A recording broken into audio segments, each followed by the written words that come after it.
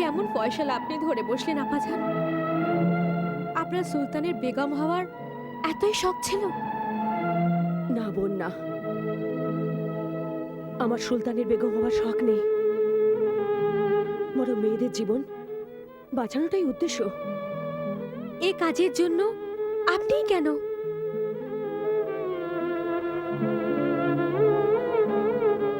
কারণ আমি একজন উজিরের মেয়ে। আমি চাই সারা পৃথিবী এটা জানুক যে উজিরেরা রাজ্যের কোনো মেয়েকে বাঁচাতে পারছেন না বলে তিনি নিজের মেয়েকে কুরবান করে দিয়েছেন। যদি আমি এই পরীক্ষায় উত্তীর্ণ না হই, তাহলে সারা পৃথিবী আমার বাবাকে স্বার্থপর বলবে। কিন্তু আপা, ওই শয়তান সুলতান তোমাকে খুন করে ফেলবে। যেভাবে মরুভূমির গরম বালিতে মুষলধারায় হওয়া বৃষ্টির প্রথম ফোঁটা ছড়িয়ে পড়ে, আমার পরিণতি হয়তো তাই হবে। কিন্তু যদি আমি আমার ভালোবাসার মোহজালে সুলতানের বুকের ঘুমিয়ে থাকা বোনটাকে একদিনের জন্য জাগাতে পারি, তাহলে আমি বুঝে নেব নিদেন পক্ষে পৃথিবীতে আমি একটা মেয়ের জীবন বাঁচাতে পেরেছি। এরকমটা হবে না আপা। ওই জালিম সুলতান আপনাকে অন্যান্যদের মতো হত্যা করে ফেলবে। মৃত্যু একদিন না একদিন আসবে। যদি কাল সকালে আমার মৃত্যু থাকে, তা সে সুলতানের মহল হোক অথবা আমার ঘর, মৃত্যুর দূত তো পৌঁছেই যাবে।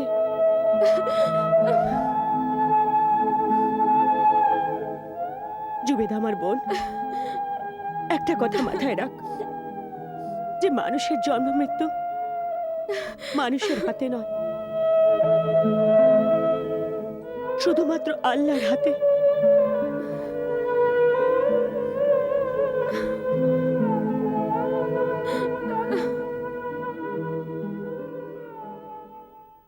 হে সুলতানি আজম, শহরের রক্ষক, প্রজাপালক, আপনার নিকাহ উজিরে আলা রশিদ বিন আইবের পুত্রী শেহজাদের সঙ্গে তার পূর্ণ সম্মতিতে ১,০০,০০০ আশরাফিতে এই নিকাহ সম্পন্ন করা হচ্ছে।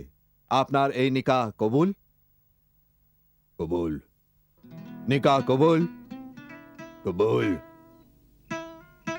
নিকাহ কবুল? কবুল।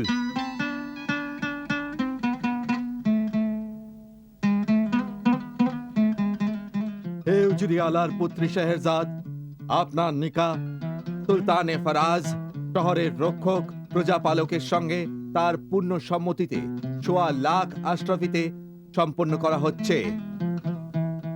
এই নিকাহ আপনি কবুল করছেন? কবুল করছি। এই নিকাহ আপনি কবুল করছেন? কবুল করছি। এই নিকাহ আপনি কবুল করছেন? কবুল করছি।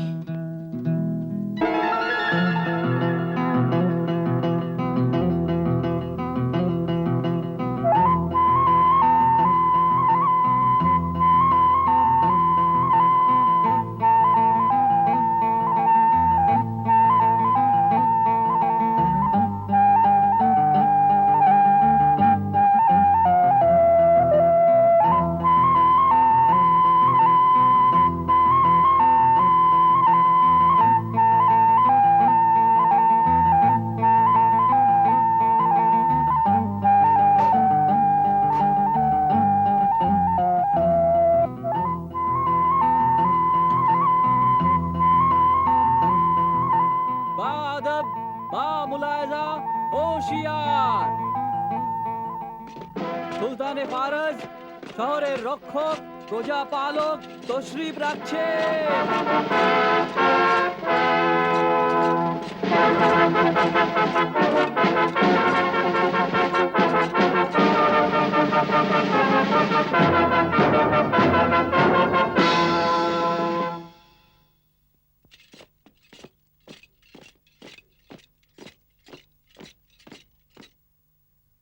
দাসী আপনার সেবার অনুমতি প্রার্থনা করছেন।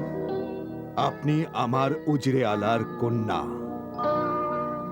তা সত্ত্বেও এরকম সিদ্ধান্ত আপনি কেন নিলেন?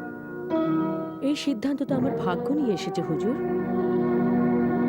আর ভাগ্যের সিদ্ধান্ত হলো আল্লাহর নিজের সিদ্ধান্ত, যা আমি মানতে বাধ্য।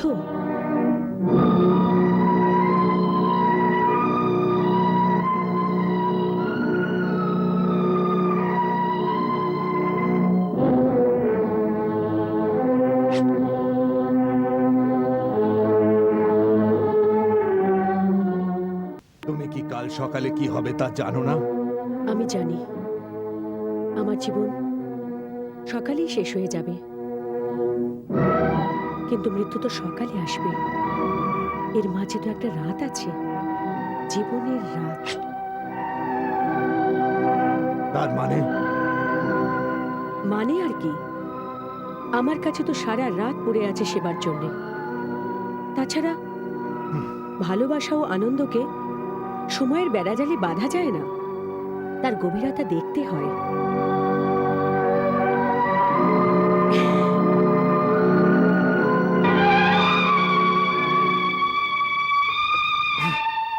একটা রাত তো অনেক সময় মালিক।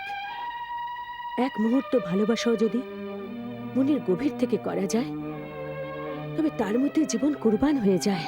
তোমার এইসব মন ভুলানো কথা আমার বিশ্বাসকে আরো দৃঢ় করছে যে মেয়েরা বেঈমান হয়। আমার উপর তোমার মিথ্যা ভালোবাসার জাল ফেলো না। না মালিক, না না, ভালোবাসা কখনো মিথ্যে হতে পারে না, কখনো ধোঁকা হতে পারে না।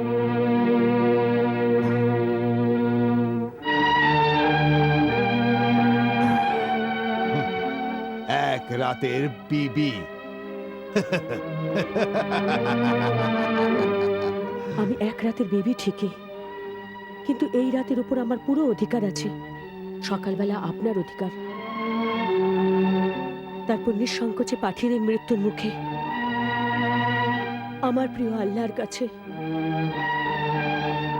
আপনার এই কাজের জন্য ক্ষমা করে দেব।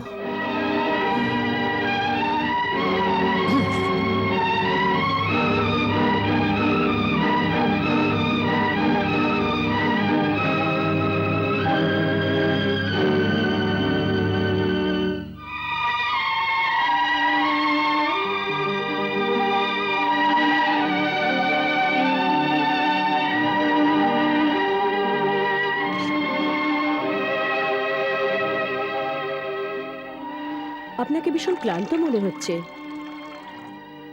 একটু জল পান করুন। না, আমার চাই না। হে আমার মালিক, আপনি তো ভীষণ রেগে গেছেন। বলুন না, আপনার মন জয়ের জন্য আমি কি করতে পারি? অনুমতি দিলে একটা কবিতা শোনাই, অথবা কোনো সুরেলা গান শোনাই। আমি ভালো গান গাইতে পারি।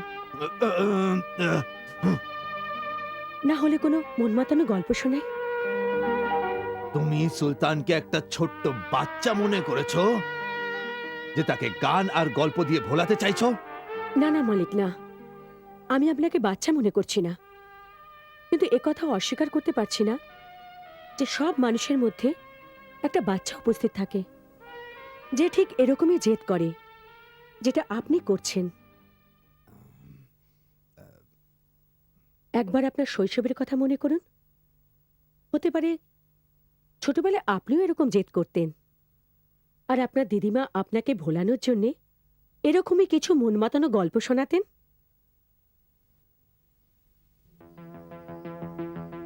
আগে দুধ খেয়ে নাও আমার সোনা দাদি না ভাই। না না, আমি দুধ খাবো না। আগে তুমি আমায় বলো যে ওই পরীটা শাহজাদার সঙ্গে কি ব্যবহার করেছিল। তবে শোনো, ওই পরীটা শাহজাদাকে নিয়ে নিজের দেশে চলে গেল, যেটা পরীদের নিজের দেশ। সত্যি দাদিমা? হ্যাঁ, ও কিভাবে গেল? পক্ষীরাজ ঘোড়ার পিঠে চড়ে। ঘোড়া কিভাবে উঠতো? কিভাবে উঠতো? এভাবে উঠতো, এভাবে উঠতো, এভাবে উঠতো, এভাবে উঠতো।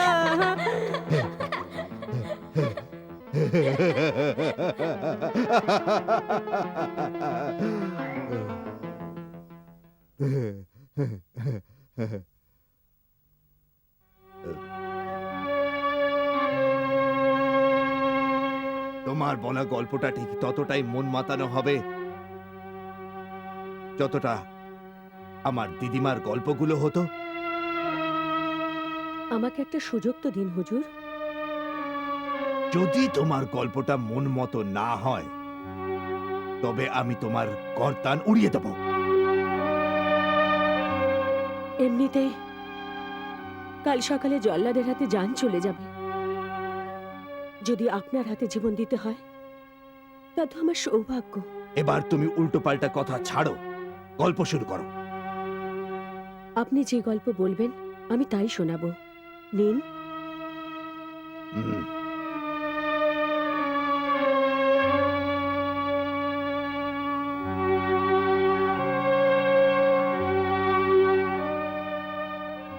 আমার সুলতানি আজম। এই গল্প এমন এক মহাপুরুষের যার মহানুভবতা ও সততার জন্য তিনি ভীষণ বিখ্যাত ছিলেন। হুম? তার একজন বিবি ও যুবতী মেয়েও ছিল। যুবতী মেয়ের বিবাহের জন্য তিনি শহরে শহরে সম্বন্ধ দেখতে যেতেন। হুম, শুনুন, হুম। রুকসানা শ্বশুরবাড়ি থেকে জোর করেছে বিয়েটা তাড়াতাড়ি দিয়ে দেওয়ার জন্যে। দোয়া করো যাতে এই যাত্রা অনেক বেশি মুনাফা হয়। ইনশাআল্লাহ আমি আমার নয়নের মনির বিয়ে ভীষণ ধুমধামের সাথে দেব। আমি সবসময় আল্লাহর কাছে এই দোয়াই চাইছি।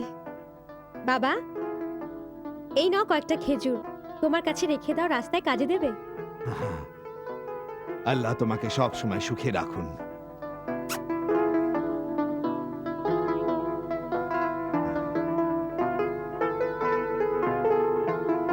খোদা হাফেজ।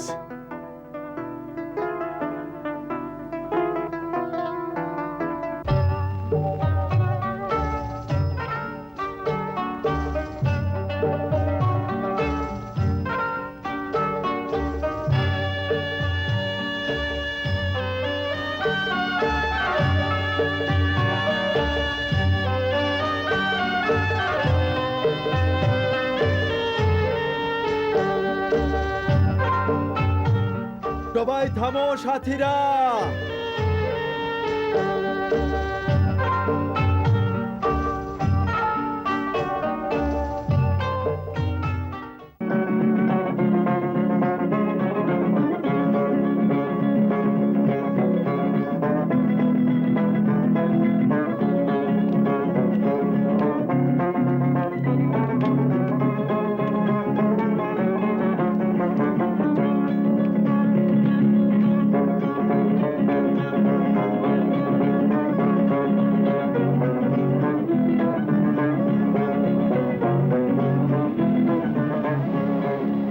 হে আমার মালিক আল্লাহ পরবর্তীগার,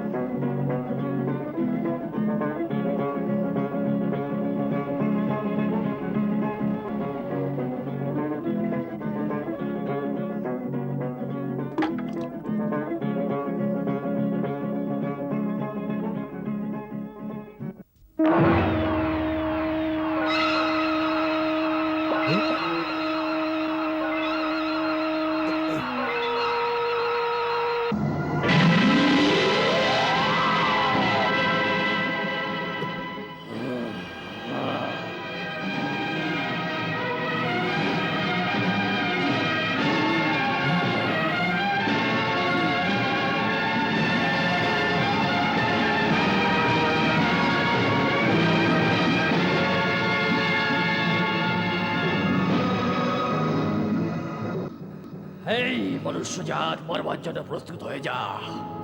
মরবার জন্য? কিন্তু আমার দোষটা কি? তুই কি নিজের চোখে এই কুয়োর জলে রক্ত দেখতে পাচ্ছিস না?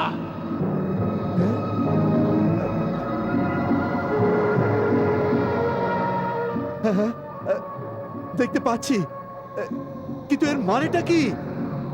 আমার নবজাত শিশু তোর ফেলে দেওয়া খেজুরের টুকরের আঘাতে মারা গেছে। তারই রক্ত এটা। এখন রক্তের বদলে রক্ত দিতে তৈরি হয়ে যা। কিন্তু জিন, আমি তো দেখতেই পাইনি। এই মনুষ্যজাত, সেটা তোর দোষ। আমাদের সবসময় খালি চোখে দেখা যায় না। কিন্তু এতে আমার কি অন্যায় জিন? কিন্তু তুই সাবধানে কাজ করতে পারতিস। নিজেকে বাঁচানোর বৃথা চেষ্টা করিস না। যদি এটা আমারই অন্যায় হয়ে থাকে, তাহলে তা আমি না জেনে করেছি। অন্যায় জেনে করিস বা না জেনে করিস, অন্যায় অন্যায়ই হয়। আমার শিশুর মৃত্যুর প্রতিশোধ আমাকে নিতেই হবে। খুনের বদলে খুন, এটাই ন্যায় বিচার। এখন তুই মরণের জন্য তৈরি হয়ে যা।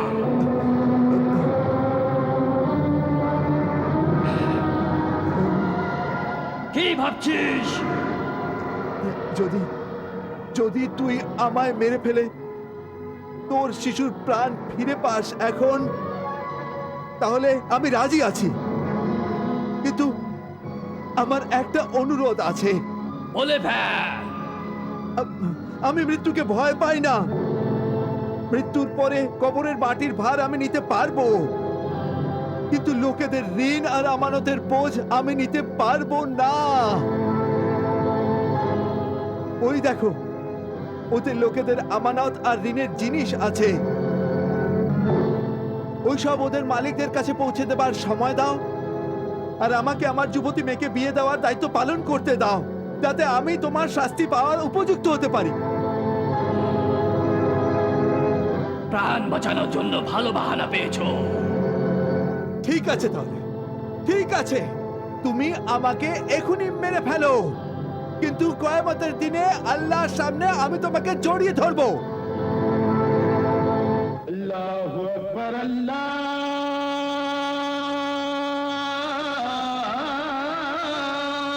আকবার।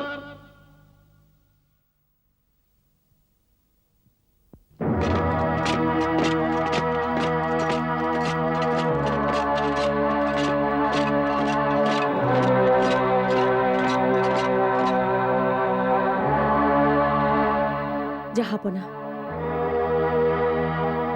এই রাতের উপকার আমি কখনো ভুলব না, যে আপনার জীবনের এক রাত আপনি আমায় দিয়েছেন।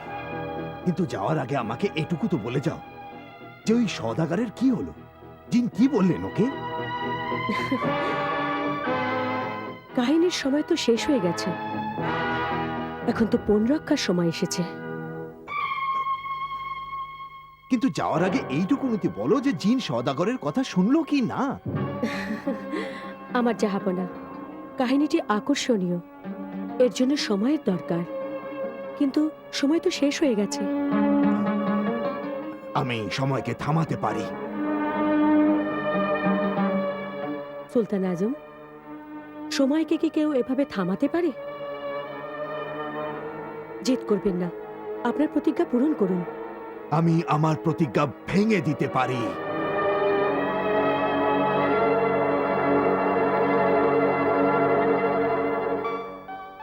ওটা তো আপনার ব্যাপার, আমাকে তো আমার দায়িত্ব পূরণ করতে হবে।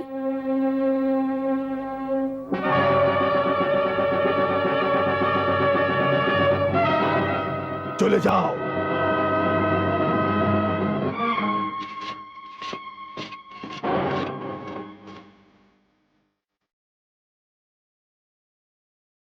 আমি তোমাকে এক রাতের জীবন আরো দিলাম।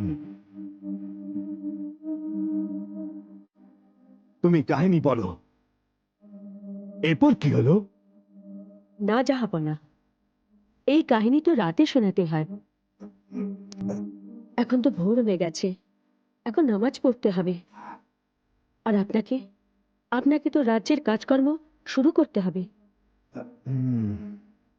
যান, আপনার সব কাজকর্ম আপনি সেরে আসুন, আমি অপেক্ষা করব। যান।